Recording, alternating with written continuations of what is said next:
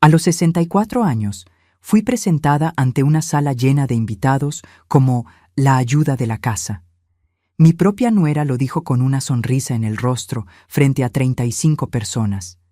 Mi hijo me susurró al oído que no hiciera un escándalo. Me reí.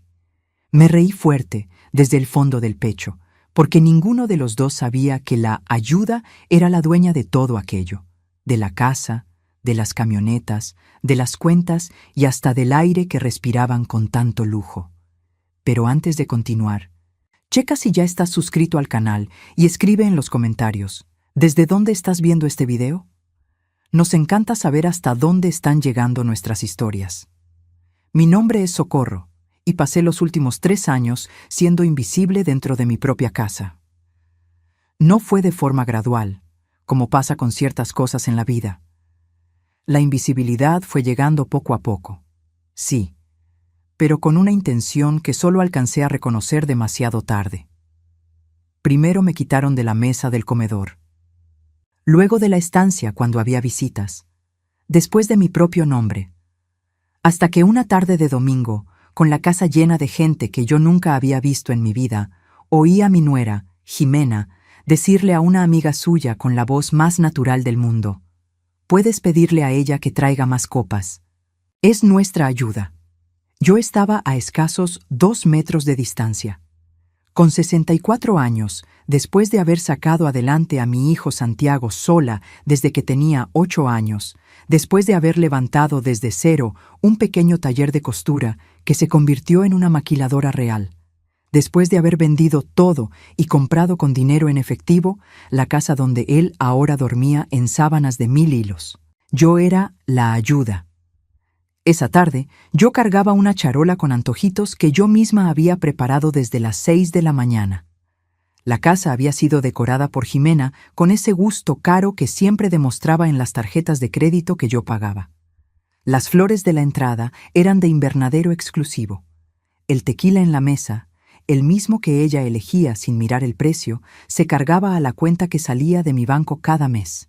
35 personas. Eso lo conté después, mentalmente, mientras intentaba procesar lo que había pasado. 35 pares de ojos que me vieron pararme en medio de la sala, apretar la charola con más fuerza de la necesaria y clavarle la mirada a mi nuera con una sonrisa que ella, claramente, no supo interpretar. Santiago apareció a mi lado antes de que yo pudiera decir cualquier cosa. Sentí la presión leve de su brazo en el mío, el toque apresurado de quien quiere evitar un pancho. «Mamá», me dijo bajito, casi rozando mi oreja. «Por favor, ahora no. Ahora no». Como si hubiera un momento adecuado para que una madre sea humillada por su propio hijo. Lo miré.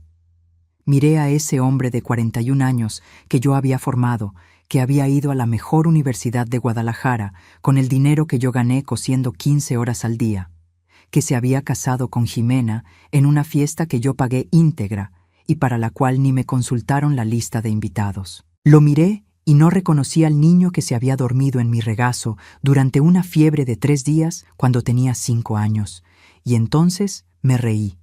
No fue una risa calculada, no fue estratégica ni ensayada, fue la risa de quien, en un segundo, ve la situación completa con una claridad absoluta, el absurdo total de ser llamada empleada dentro de una casa que costó 4 millones de pesos de mi propio bolsillo. La risa creció antes de que pudiera contenerla, y las conversaciones alrededor se fueron silenciando una por una. Jimena me miró con esa sonrisa forzada que usaba cuando estaba encabronada, pero no podía demostrarlo. ¿Pasó algo chistoso, doña Socorro? Puse la charola sobre la mesa más cercana con una calma que me sorprendió hasta a mí misma. «Pasó algo, sí», dije yo. «Pero creo que ustedes dos necesitan saber un par de cosas antes de que les explique cuál es el chiste». Santiago me apretó el brazo con más fuerza. Jimena abrió la boca, pero yo ya había decidido que ese era el día en que la ayuda iba a dejar de ayudar, solo que en ese momento todavía no era hora de soltarlo todo. Necesitaba que ellos entendieran la magnitud de lo que estaban perdiendo, no solo el dinero, no solo la casa, sino a la persona que, por amor y por terca, Había sostenido toda esa vida sin pedir nada a cambio. La verdad iba a llegar, pero primero necesitaba entender cómo había llegado hasta ahí. 3 años antes, cuando vendí la empresa, tenía en la cuenta una cantidad que la mayoría de la gente no vería ni sumando todos los sueldos de una vida entera.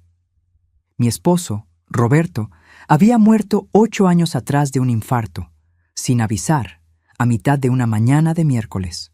Después de eso, fuimos yo y el trabajo, yo y las máquinas de coser, yo y los números que iban creciendo mientras yo fingía que todo estaba bien. Santiago nunca supo exactamente cuánto tenía. Sabía que había vendido el negocio, sabía que estaba bien de lana, como él mismo decía, de un modo vago que significaba que no quería profundizar en el asunto. Cuando Jimena sugirió que me fuera a vivir con ellos, «Usted no debería estar solita en un departamento tan grande, doña Zoco». Debía haber visto lo que había detrás de esa invitación, pero quise creer. Quería mucho creer. Así que compré la casa en una zona exclusiva de Querétaro. Pagué de contado. La puse a mi nombre, solo al mío, porque mi abogada, Claudia, dijo que era más prudente, y yo acepté casi por instinto, sin imaginar que esa decisión un día haría toda la diferencia. Les dije que era una especie de herencia adelantada, que la casa era de ellos para vivir, que yo estaba aportando al futuro de la familia. No les dije que el papel firmado tenía solo mi nombre. Dejé que ellos creyeran que eran los dueños. Y pasé los 3 años siguientes cocinando, limpiando y siendo presentada ante los invitados como la ayuda de la casa. La humillación de un domingo rara vez aparece de la nada. Se construye, ladrillo por ladrillo, por personas que calan hasta dónde pueden llegar. Con Ximena empezó con la cocina. El primer mes que me mudé, mencionó, como quien no quiere la cosa, que sería más práctico si yo me encargaba de las comidas, ya que yo me la pasaba todo el día en la casa. Era un comentario inocente por encima, de esos que no sabes cómo rechazar sin parecer pesada. Acepté. Me gustaba cocinar, siempre me ha gustado. Luego vino la limpieza, luego la lavandería, luego los mandados, las compras en el súper, hablarle al plomero, recibir los paquetes de Amazon. Cada cosa llegaba envuelta en lógica, pues al fin que aquí estás, no tiene caso pagarle a alguien si tú lo sabes hacer mejor. Es una cosita de nada. Y yo iba aceptando, porque quería ser útil, porque quería que Santiago estuviera orgulloso de tener una madre que no era una carga. El uniforme fue el punto de quiebre. Un día, Ximena llegó con una bolsa de Liverpool y puso en la cama de mi cuarto, que era el cuarto de servicio, el más chico, con ventana hacia la barda, 2 pantalones negros y 3 blusas blancas de lino. Se ve más organizado así cuando hay visitas, dijo. Se ve más profesional. Me quedé mirando esa ropa por un tiempo que no sabría decir cuánto fue. Después doblé todo, lo puse en el cajón y no dije ni media palabra. Empecé a usarlo. Santiago nunca comentó nada. Nunca me preguntó si estaba bien, si necesitaba algo, si tenía planes para el fin de semana o ganas de visitar a alguna amiga. Él llegaba del trabajo, cenaba lo que yo había hecho y desaparecía al despacho o a ver la tele al lado de Ximena. Yo lavaba los trastes y me bajaba a mi cuarto. Lo que me mantenía eran mis nietos, los hijos de mi cuñada Leticia, que nos visitaban a veces, Paco, de 10 años, y Anita, de 8. Ellos todavía me decían, abuela Zoco. Todavía corrían hacia mí cuando llegaban. Todavía me pedían los polvorones que yo les hacía. Era lo único en esa casa que se sentía real. Pero 2 meses antes de aquel domingo fatídico, el comportamiento de los niños cambió. Paco dejó de saludarme. Anita me sacaba la vuelta. Una tarde en que Leticia llamó y yo contesté por error, pensando que era mi celular, oí a Anita decirle a su mamá, con una voz chiquita y asustada, que la señora que trabaja ahí había contestado el teléfono. La señora que trabaja ahí. Mi nieta de 8 años me llamó la señora que trabaja ahí. Me quedé parada en el pasillo con el teléfono en la mano hasta que Leticia notó el silencio y colgó. Después me fui a mi cuarto. Me senté en la orilla de la cama y me quedé mirando la pared por un buen rato. No lloré. Estaba más allá del llanto. Llamé a Leticia esa misma noche. Le pregunté directamente qué les había dicho Jimena a los niños sobre mí. Leticia se quedó callada un momento. Después, con ese tono cuidadoso de quien no quiere armar bronca, me lo soltó. Jimena les había dicho a los niños que yo era una empleada de la familia, que hace tiempo yo me había confundido y creído que era pariente, pero que no era así, que yo era una viejita simpática, pero que no tenían que tratarme como abuela porque eso me podía confundir más. Confundida. Jimena me había convertido en un personaje patético en la cabeza de los niños. Una viejita, senil, que ya no sabía quién era. Cuando colgué el teléfono, entendí que no estaba lidiando con un descuido o con mal humor. Estaba lidiando con una estrategia, y una estrategia exige una respuesta a la altura. Esa misma semana, llamé a Claudia, mi abogada, y agendé una cita. No les conté nada a Santiago ni a Jimena. Fui a su despacho una mañana que dije que iba al mercado, y pasé 2 horas platicando sobre lo que era mío, lo que podía hacer y lo que necesitaba documentar antes de dar cualquier paso. Claudia no se sorprendió. «Esto pasa más de lo que la gente se imagina», dijo ella, con la calma de quien ya lo ha visto todo. «La buena noticia es que estás en una posición mucho más fuerte de lo que crees». Regresé a la casa, preparé la comida, doblé la ropa y seguí siendo la ayuda. Por el momento. Hay algo que nadie te dice sobre ser tratada como invisible. Empiezas a oírlo todo. Cuando la gente no te ve, habla libremente. No porque sean descuidados, sino porque simplemente se les olvida que estás ahí. Y yo siempre estaba ahí, lavando, acomodando, preparando, organizando, presente en todos los cuartos, ausente en todas las conversaciones. Fue así como me enteré de sus planes. Era un martes por la noche. Yo estaba planchando en el cuarto de servicio, con la puerta entreabierta, cuando oí la voz de Jimena desde la sala. Estaba hablando por teléfono con su mamá.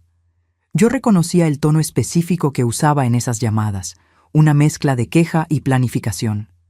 Me quedé inmóvil con la plancha en la mano.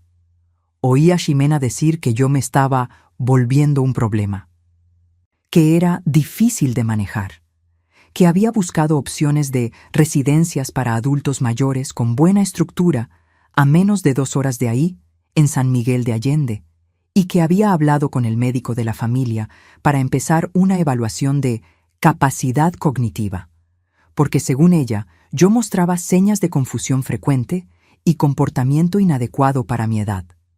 Comportamiento inadecuado. Reírme frente a los invitados era un comportamiento inadecuado. Cuestionar las reglas de la casa era un comportamiento inadecuado. Existir con opinión propia era un comportamiento inadecuado. Asenté la plancha despacio para no hacer ruido. El corazón me latía rápido, pero la cabeza la tenía sorprendentemente fría. Claudia me había preparado para esa posibilidad. Me había dicho que en casos así, cuando la persona que depende financieramente empieza a sentir la situación amenazada, puede intentar usar instrumentos legales para asegurar el control. Una declaración de interdicción o incapacidad sería el camino más rápido para que Santiago tomara el control de mis bienes, mi casa, mi dinero. Llamé a Claudia a la mañana siguiente con una calma que ni yo misma esperaba. Le conté lo que había oído. Ella se quedó en silencio unos segundos. «Socorro, tenemos que actuar antes de que ellos formalicen cualquier cosa». «Lo sé. ¿Estás lista?» Hice una pausa. Miré por la ventana del cuarto de servicio hacia la barda de ladrillos que tapaba la vista. Pensé en los 3 años de comidas, de ropa doblada, de silencio comprado con dignidad. Estoy lista. El plan que Claudia y yo diseñamos era simple, pero tenía que ejecutarse con cuidado. Primero, formalizaríamos toda la documentación de la casa. Ya estaba a mi nombre, pero necesitábamos un instrumento legal adicional que hiciera que cualquier impugnación futura fuera casi imposible. Después, yo retiraría los apoyos financieros de forma gradual, de modo que pareciera circunstancial, no algo planeado. la idea era dejar que la realidad se les presentara solita. Al día siguiente del domingo de la fiesta, aquel domingo en que me llamaron ayuda frente a 35 personas, regresé a la casa después de una caminata larga y me serví un café sola en la cocina. Era la primera vez en meses que me sentaba en esa mesa sin tener nada que preparar o servir. Ximena bajó y me miró como si yo fuera un problema que todavía no se había resuelto. Me preguntó dónde estaba el pan. Le dije que no había hecho pan. Se esperó un momento, pensando que me iba a levantar para ir a hacerlo. No me levanté. Santiago apareció poco después, con esa mirada de quien se pasó la noche sintiéndose culpable, pero todavía no sabe qué hacer con eso. «Mamá, tenemos que platicar». «Sí, tenemos», respondí, «pero hoy no, hoy tengo un compromiso». Y me fui al despacho de Claudia a firmar los papeles. Cuando quitas el dinero de una vida construida sobre ilusiones, el efecto no es inmediato. Es como quitar los postes de una carpa. No se cae al instante. Se queda de pie un momento y luego se viene abajo de un solo golpe. El primer poste fue la tarjeta de crédito. Yo mantenía 2 tarjetas adicionales ligadas a mi cuenta, una a nombre de Santiago y otra a nombre de Ximena. Las usaban para todo. El súper en el City Market, restaurantes, ropa en plazas caras, el gimnasio, suscripciones de streaming, el salón de belleza semanal de Ximena, las proteínas importadas de Santiago. En 3 años, la suma de esos gastos era de espanto, pero yo nunca había cuestionado nada porque creía que estaba invirtiendo en mi familia. Hablé al banco un jueves por la mañana y cancelé las 2. El viernes, Ximena fue al súper y la tarjeta fue rechazada. Me llamó con una voz que intentaba ser calmada, pero que estaba claramente alterada, hablando de un error del banco, de un problema en el sistema. Le dije que lo iba a checar y colgué. El fin de semana, Santiago me abordó en la cocina. Dijo que había algo raro con las cuentas, que tal vez debería hablar con el gerente, que tenían algunos pagos pendientes. La forma en que hablaba, cuidadosa, dando rodeos, sin mencionar directamente el dinero, me dijo todo sobre lo que había aprendido a hacer en 3 años de matrimonio con Ximena. Nunca preguntar directo, siempre insinuar, dejar que el otro se ofrezca. Yo no me ofrecí. Dije que estaba revisando la situación y que les avisaría cuando tuviera noticias. Su cara fue la de alguien que no se esperaba eso. En los días siguientes, los efectos se fueron acumulando. La segunda tarjeta se bloqueó. La transferencia automática que pagaba la mensualidad de la camioneta de Ximena no se hizo. Un recibo de mantenimiento de la privada rebotó por falta de fondos. Santiago empezó a mirarme con una mezcla de confusión y algo que nunca había visto en la cara de mi hijo: miedo. Ximena reaccionó diferente. Se volvió más fría, más calculadora, más distante. Dejó de pedirme cosas, dejó de darme órdenes, lo cual, irónicamente, fue casi peor, porque su silencio tenía una vibra amenazante que sus gritos nunca tuvieron. Una noche, la oí otra vez al teléfono. Estaba hablando con una clínica, preguntando sobre procedimientos para valoración de ancianos con alteraciones de conducta. Mencionó mi nombre. Mencionó urgencia. Respiré hondo. Fui a mi cuarto. Llamé a Claudia. «Es hora», le dije. «Tengo todo listo», respondió ella. «Quedamos para la semana siguiente». Yo llamaría a Santiago y a Ximena a una plática, pero no sola. Claudia estaría presente, igual que mi hermana Verónica, que era la única persona de la familia que sabía todo desde el principio. Vero tenía 70 años, era jubilada y tenía una forma de entrar a cualquier cuarto que hacía que la gente se enderezara en sus sillas sin saber bien por qué. Ella era exactamente lo que necesitaba a mi lado. En esa semana previa a la charla, seguía siendo todo igual. Cociné, limpié, doblé ropa. Dejé que creyeran que mi silencio era pasividad. No lo era. Era la última semana en que yo sería la ayuda, y quería que se acordaran de ella. La reunión fue un miércoles por la tarde. Les pedí a Santiago y a Ximena que se quedaran en casa después de comer, que necesitaba tratar un asunto importante. Jimena llegó a la sala con esa postura de quien se está preparando para manejar una situación delicada, la postura de quien se cree la persona más inteligente de la habitación. Santiago se sentó a su lado, los dos en el sofá, y yo me senté en el sillón que siempre había sido mío, aunque nadie se acordara. Claudia llegó a las 2. Vero llegó a las 2:10. Vi la cara de Jimena cambiar cuando se dio cuenta de que no era una plática familiar. Había documentos, había una abogada. Estaba mi hermana con esa mirada que no ocupaba explicación. Empecé por la casa. Saqué del sobre la escritura y la puse en la mesa de centro. Santiago se inclinó para verla. Jimena cruzó los brazos. «Esta propiedad está registrada a mi nombre», dije yo. «Siempre lo ha estado. Les dije que era una herencia adelantada. Nunca dije que les había cedido la propiedad. No lo hice». El silencio que siguió fue pesado. Santiago miró la escritura con la cara de quien intenta descifrar algo en otro idioma. «Mamá, tú dijiste que la casa era nuestra. Dije que sería de ustedes para vivir. No es lo mismo». Jimena abrió la boca, pero Claudia fue más rápida. Presentó los estados de cuenta. 3 años de transferencias, pagos automáticos, liquidación de tarjetas. La cifra total, al sumarla, pasaba de los 900,000 pesos. A Jimena se le fue el color de la cara. Después vinieron los otros papeles. La documentación que Claudia había preparado sobre el intento de iniciar una evaluación de incapacidad, con las fechas de las llamadas a la clínica, los nombres de los doctores contactados y el registro de lo que se había pedido. Esto es lo que pasa cuando alguien intenta usar instrumentos legales para controlar los bienes de una persona cuerda, dijo Claudia con la tranquilidad de quien conoce bien el peso de sus palabras. Se tipifica como abuso financiero contra un adulto mayor. Es un delito. Santiago se levantó. Se sentó otra vez. Me miró con una expresión que no le veía en años. Parecía que tenía 16 otra vez, cuando le dio un recargón al coche y no sabía cómo decirme: «Mamá, yo no sabía todo esto». «¿De qué parte no sabías?», pregunté. «¿De la casa? ¿Del dinero? ¿O del plan de refundirme en un asilo?». No respondió. Vero habló por primera vez desde que llegó. Dijo pocas palabras, pero las correctas. Que nuestra madre había trabajado toda la vida para darle a Santiago todo lo que tenía. Que ninguna mujer merecía ser llamada empleada en su propia casa, y que lo que había pasado en los últimos 3 años era una vergüenza que él tendría que cargar por mucho tiempo. Jimena intentó hablar. Dijo que había malentendidos, que ella nunca quiso lastimar a nadie, que las cosas se habían salido de control.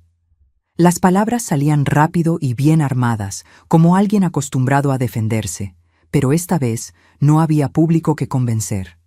Éramos solo nosotros 4, y ninguno de nosotros era el público para ese discurso. «Jimena», dije, y esperé a que me mirara. «Me llamaste ayuda frente a 35 personas. Les dijiste a los niños que yo era una empleada confundida. Quisiste incapacitarme para quedarte con mis cosas». No dijo nada. «Ahora vas a oír lo que va a pasar». Las condiciones que puse eran claras, sin margen de negociación. La primera: Jimena se saldría de la casa en un plazo de 15 días. No porque quisiera separarla de Santiago, sino porque no había forma de seguir compartiendo techo con quien había tramado lo que ella tramó. Si querían seguir juntos, podían rentar un departamento. Yo hasta podría ayudarlos con eso si Santiago demostraba, con hechos, no palabras, que había entendido su error. La segunda: Santiago, si quería seguir viviendo en la casa, pagaría una renta justa a valor de mercado. No porque yo ocupara el dinero, sino porque la gratuidad se había vuelto un veneno. Había convertido mi gesto de amor en un derecho ganado, y yo ya no iba a alimentar eso. La tercera: cualquier intento de cuestionar mi capacidad mental o de alejarme de mis nietos sería respondido por la vía legal, con todas las de la ley. La cuarta, y la más importante para mí: Jimena me pediría una disculpa, personalmente, y a los niños les explicaría quién era yo de verdad. Jimena se levantó antes de que terminara la cuarta condición. Dijo que no iba a dejarse humillar así en su propia casa. La miré con calma. «En tu propia casa no», le dije. «En la mía». Se salió de la sala. Oí sus pasos subiendo la escalera, luego el portazo sordo de su habitación. Santiago se quedó sentado. Tenía los codos en las rodillas y la cara entre las manos, la postura exacta de alguien que intenta entender cómo llegó a donde llegó. Claudia y Vero se salieron discretamente a la cocina, dejándome sola con él. Nos quedamos en silencio un rato. «Se me olvidó que eras mi madre», dijo al fin, con la voz ahogada por sus manos. No era una excusa. Era una confesión. «Lo sé», respondí. «Esto no tiene perdón. No lo tiene». Levantó la cara y me miró con esos ojos que eran iguales a los de Roberto. Lo único del padre que se le notaba al hijo adulto. Estaban rojos. «¿Me vas a dar una oportunidad de arreglarlo?». Lo pensé antes de contestar. No porque no supiera la respuesta, sino porque quería que él sintiera el peso de la misma. «Te la voy a dar», dije yo. «Pero arreglarlo no es solo pedir perdón. Es que me hables cuando tengas un problema, en vez de escondérmelo. Es que me presentes como tu madre, no como la ayuda. Es que les digas a tus hijos quién es su abuela de verdad». Él asintió. Despacio, pero asintió. Jimena se fue 4 días después, no en 15, porque creo que estar en esa casa se le volvió insoportable. Se llevó sus maletas, algunos muebles que dijo que eran de ella y la camioneta que estaba a su nombre, cuya mensualidad, se vino a enterar ahí, yo ya había dejado de pagar. No hubo drama, no hubo despedida de película, simplemente se fue, y la casa se quedó tranquila de un modo que yo no recordaba. No el silencio pesado de los últimos 3 años, cargado de tensión y desprecio. Un silencio ligero, del tipo que te deja respirar. Esa noche me senté en la cabecera de la mesa del comedor por primera vez desde que llegué. Yo había escogido esa mesa, el modelo, el tamaño, el color de la madera. Me senté donde siempre debí estar, en el lugar de quien construyó todo eso, y me fijé bien en lo cómodo que era el asiento. 6 meses después, la casa parecía otra. Santiago vivía en la planta alta, pagando su renta puntual, con un cliente nuevo que consiguió por su cuenta, sin Ximena, sin sus redes sociales, sin la fachada de prosperidad que ella le había armado. Un cliente real, un trabajo real. Le había hablado a Leticia y les había explicado a los niños quién era yo. No sé qué les dijo exactamente, pero la primera vez que Paco y Anita vinieron a visitarme después de eso, Paco entró por la puerta, aventó la mochila al sillón y gritó: «Abuela Soco, metí un gol de chilena hoy», como si no hubiera pasado ni un día. Anita me abrazó por la cintura y se quedó así más tiempo del necesario. Me quedé con ese abrazo guardado por semanas. Jimena, según Leticia, le andaba contando a quien quisiera oírla que yo había sido cruel y calculadora, que había destruido su matrimonio por interés. Tal vez se lo creía. Tal vez necesitaba creérselo para seguir sintiéndose la víctima. No era mi bronca resolver eso. Yo había dejado de resolver los problemas de los demás el día que salí de aquel despacho con los papeles firmados. A los 64 años, aprendí algo que nadie debería aprender tan tarde. El amor sin límites no es una virtud. Es negligencia con una misma. Yo había amado a Santiago de una forma que no le dejaba espacio para aprender a respetarme, porque yo siempre estaba ahí para amortiguar las consecuencias de sus decisiones. La casa era mía. El dinero era mío. Pero más que nada, y esto era lo que Jimena nunca entendió, la historia era mía. La historia de la mujer que empezó con una máquina de coser prestada y levantó una empresa de la nada, que crió a un hijo sola después de que el marido murió de un día para otro, que vendió todo lo que había construido para asegurar el futuro de ese hijo y que pasó 3 años siendo tratada como gata dentro de la casa que compró con su propio dinero. Esa mujer no era invisible. Nunca lo había sido. Solo había permitido, por amor y por cansancio, que la hicieran creer que lo era. Una tarde de sábado, unos meses después de todo esto, Paco me pidió que le enseñara a hacer los polvorones de mi mamá, esa receta que yo aprendí con ella y que hacía que toda mi infancia oliera a domingo. Nos quedamos los dos en la cocina por 2 horas, con harina en la barra, harina en las manos, galletas quemadas en la primera charola y galletas perfectas en la segunda. Cuando él mordió la primera y cerró los ojos con la cara de quien acaba de entender por qué la gente guarda recetas, sentí que algo en mi pecho se acomodaba. No era perdón. El perdón de verdad toma tiempo y yo no tenía prisa. Era algo diferente. Era el reconocimiento de que, a pesar de todo, había llegado al otro lado. Seguía de pie. Seguía siendo yo. Y la cocina que estaba ocupando era la mía. Si llegaste hasta aquí, gracias por quedarte. Esta historia es sobre algo que mucha gente reconoce pero pocos dicen en voz alta. Lo que pasa cuando das tanto de ti que los demás olvidan que tú también eres persona. Ahora, si te gustó esta historia, dale clic en suscribirte y dime en los comentarios qué parte te dejó con el ojo cuadrado. Y no olvides hacerte miembro para tener acceso a videos exclusivos que no subo aquí. Te espero allá.